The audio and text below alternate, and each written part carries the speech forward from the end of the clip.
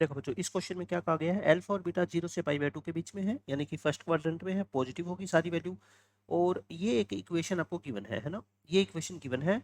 और आपको एक रियल नंबर k की वैल्यू फाइंड आउट करनी है जो इस इक्वेशन को सेटिस्फाई करता है, यानी कि k किसके इक्वल है एक्चुअल में, 10 अल्फा अपॉन में 10 बीटा इज इक्वल टू के है, और आपको के बताना है क्या है। तो ऐसे क्वेश्चन बहुत आसान होते हैं। जब भी आपको ये दिखे ना कि यहाँ अल्फा प्लस बीटा या अल्फा माइनस बीटा की टर्म है, और क्वेश्चन में आपको कहीं अल्फा और बीटा भी गिवन है, तो आप सिर्फ एक ही फॉर्मूला याद रखो, एक ही जो रूल होता है, component non dividend, CND rule है ना। तो इसके अंदर क्या करो आप, sign alpha plus beta upon sine alpha minus beta को क्या लिख लो, 2/3 लिख लो। अच्छा, जब भी CND लगाते हो ना, तो एक बात याद रखा करो, कैलकुलेशन आसान बनाने के लिए ऊपर नंबर बड़ा लिख दिया करो, नीचे नंबर छोटा, है ना, ताकि वो नेगेटिव साइन ना आए। तो इसको रेसिप्रोकल कर दो पहले से ही, sine alpha minus beta upon sine alpha plus beta is equal to 3/2। अब जो है ना वो CND रूल अप्लाई कर दो। CND रूल आपको पता ही है, ऊपर वाली जो टर्म है साइन अल्फा माइनस बीटा, वो ऊपर भी लिख दिया करो और वो नीचे भी लिख दिया करो, है ना। सबसे आसान तरीका यही होता है, ऊपर प्लस का साइन, नीचे माइनस का साइन, और क्या जो डिनोमिनेटर है साइन अल्फा प्लस बीटा, और नीचे भी क्या लिख दो, साइन अल्फा प्लस बीटा। और 3/2 में क्या लिखोगे, 3+2 अपॉन 3-2। अब ऊपर कौन सा फॉर्मूला लगा दो, CD formula, sine C plus sine D, ये पूरा क्या है C, और ये पूरा क्या है बच्चों D। Sine C plus sine D लगाओगे तो क्या फॉर्मूला होता है बताओ, 2 साइन C प्लस D/2, इन दोनों को ऐड करोगे बीटा कट जाएगा, 2 अल्फा कितना हो गया अल्फा, है ना। और फिर क्या होता है, कोस C माइनस D/2, माइनस करोगे तो जो अल्फा कटेगा, बीटा दो बार नेगेटिव होगा, लेकिन कोस के अंदर तो नेगेटिव हो चाहे पॉजिटिव हो कोई फर्क ही नहीं पड़ता। अच्छा, डिनोमिनेटर में क्या होगा, ध्यान से सुनना मेरी बात। अब यहाँ पे sine C minus sine D में पहले क्या आता है, कोस, और फिर क्या आता है साइन। लेकिन यहाँ ध्यान रखना, यहाँ फिर बीटा नहीं है, क्या है ये, माइनस बीटा, क्योंकि C माइनस D, इसमें से ये माइनस करोगे तो बच्चा -2 अल्फा आएगा, है ना, माइनस के 2 बीटा आएगा, सॉरी, और उसको 2 से डिवाइड करोगे। कोस में मैंने माइनस क्यों नहीं लगाया, क्यों, क्योंकि कोस माइनस बीटा और कोस बीटा क्या होता है, सेम होता है। तो ये कितना आ गया अपना, यहाँ से 5 आ गया, 2 से 2 कट गया। साइन बाय कोस क्या हो गया बच्चों, 10, और ये कोस माइनस बीटा तो कोस बीटा ही होता है, और कोस बाय साइन क्या होता है, कोट। और साइन क्या लगेगा बच्चों, माइनस का लगेगा, है ना, क्योंकि डिनोमिनेटर का माइनस तो आएगा ना बाहर। तो 10 अल्फा कोट बीटा, कोट नीचे आगे क्या हो जाएगा, 10 हो जाएगा, और ये माइनस उधर शिफ्ट कर दो, है ना। और 10 अल्फा बाय 10 बीटा की वैल्यू क्या है बताओ, के। तो के की वैल्यू कितनी आ गई, -5। के ही आपसे पूछा गया था, के आपका आंसर आ गया -5, ऑप्शन नंबर सेकंड आ गया। नेक्स्ट क्वेश्चन देखो, इस क्वेश्चन में क्या कहा गया है, बहुत अच्छा क्वेश्चन है। Mod of cos theta cos 60 minus theta into cos 60 plus theta की value less than equal to 1/8 है। और आपको ये फॉर्मूला पता ही है ट्रिग्नोमेट्री में, cos theta into cos 60 minus theta into cos 60 plus theta क्या होता है, कोस 3 थीटा बाई 4 होता है ना, 4 पूरे के नीचे होता है। तो इसका डायरेक्ट फॉर्मूला अप्लाई कर दे, cos of 3 theta divide by 4, ये वैल्यू क्या दे रखी है आपको, लेस देन इक्वल टू 8। अच्छा, ये 4 तो कांस्टेंट है, ये तो बाहर आ ही सकता है ना, 4 2 से काट दो, तो यानी कि मोड ऑफ कोस थीटा जो है ना, वो बच्चों क्या आ गया आपका, लेस देन इक्वल टू 2। और मोड की प्रॉपर्टी क्या होती है फिर, जो कोस 3 थीटा की वैल्यू है वो क्या होगी बच्चों, -1/2 से +1/2 के बीच में होगी, है ना। ये तो कर ही सकते हो। यहाँ तक मैंने आपको बता दिया इस क्वेश्चन का मतलब क्या है। अब आगे पढ़ो, आगे ध्यान से पढ़ो, क्या कहता है, ये कहता है थीटा 0 से 2 पाई के बीच में है, then the sum of all theta, मतलब थीटा की वो सारी वैल्यू और उनका फिर क्या करना है आपको सम, थीटा की जो भी वैल्यू होगी वो कहाँ से लाई करेगी, 0 से 2 पाई में, वेयर।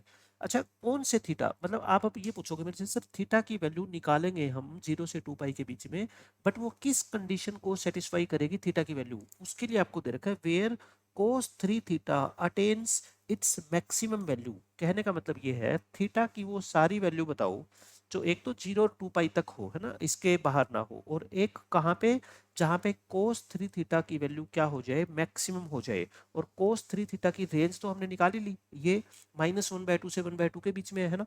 तो मैक्सिमम वैल्यू क्या होगी, आप मेरे को बता सकते हो, इस इंटरवल में कोस 3 थीटा की मैक्सिमम वैल्यू क्या होगी, maximum value of cos 3 theta बच्चों 1/2 ही होगी ना, क्योंकि कोस 3 थीटा क्या है, 1/2 या उससे छोटा। तो यानी कि मैक्सिमम वैल्यू कितनी होगी, 1/2 होगी, ठीक है। तो बस अब आपको इस इक्वेशन को सेटिस्फाई करने वाली सारी की सारी थीटा की वैल्यू निकालनी है जो 0 से 2 पाई में हो, बस इतना सा क्वेश्चन अब आपका बच गया।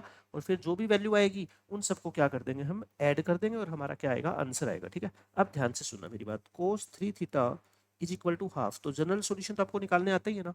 कोस 3 थीटा हाफ, हाफ को क्या लिख सकते हो आप, कोस 60 डिग्री, 60 का मतलब π/3, और cos x equal to cos y, मैं लिख देता हूँ यहाँ पे, cos x equal to cos y का जनरल सॉल्यूशन क्या होता है, x equal to 2n pi plus minus y होता है ये। तो यहाँ से x क्या है बच्चों 3 theta equal to 2n pi plus minus pi by 3। Theta निकालना है आपको, तो थीटा कितना आएगा 3 से डिवाइड कर दो, 2n pi by 3 plus minus pi bye 9 हो जाएगा।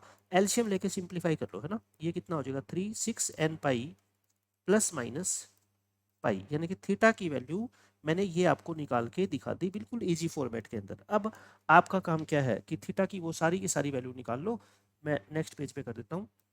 क्या आया आंसर अपना 6n पाई प्लस माइनस पाई बाय 9, और थीटा की वैल्यू कहाँ से बिलोंग करनी चाहिए 0 से 2 पाई। बस अब तो निकाल लो, क्वेश्चन सोल्व हो गया।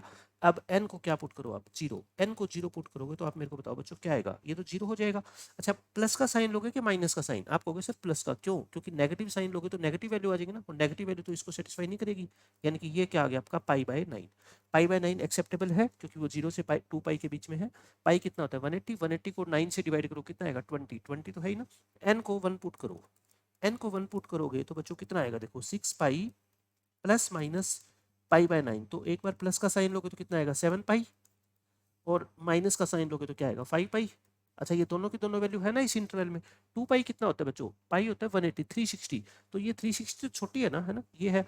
तो n को अब क्या लो 2, n को 2 लो तो 6 2 जा 12, और plus minus pi bye 9। Plus का साइन लोगे तो बच्चों कितना आएगा 13, और माइनस का साइन लोगे तो कितना आएगा 11, यही आएगा।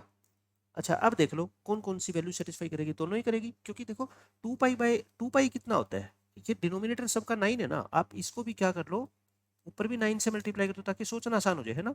18 पाई बाय 9 यानी कि 18 पाई बाय 9 तक आपका आंसर आ सकता है, और ये तो 18 से छोटा है ना, 11 भी 18 से छोटा है, ठीक है।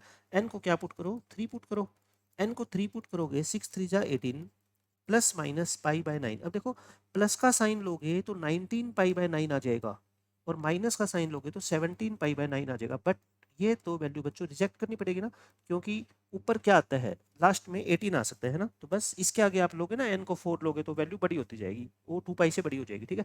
कौन कौन से सोल्यूशन हो गए 1 2 3 4 5 और 6, ये कितने सॉल्यूशन हो गए बच्चों आपके 6 सॉल्यूशन हो गए। अगर आपसे ये पूछा जाता कि कितने सॉल्यूशन है तो 6 सॉल्यूशन इस क्वेश्चन का आंसर आएगा, लेकिन आपसे क्या पूछा गया है इन सबका सम पूछा गया है। डिनोमिनेटर तो सबका क्या है 9 है, ऊपर देख लो पाई मतलब कोफिशिएंट जोड़ लो है ना, 1 1 प्लस 7 8 8 प्लस 5 13 13 प्लस 13 26 37 37 और 17 कितना हो गया 54 54 पाई बाय 9 9 6 है यानी कि 6 पाई। तो इस क्वेश्चन का आंसर क्या आ गया 6 पाई। मैंने बिल्कुल आसान तरीके से आपको क्वेश्चन समझा दिया कि इस क्वेश्चन में पूछा क्या गया है आपसे और उसको सोल्व करने का सबसे आसान तरीका क्या रहेगा।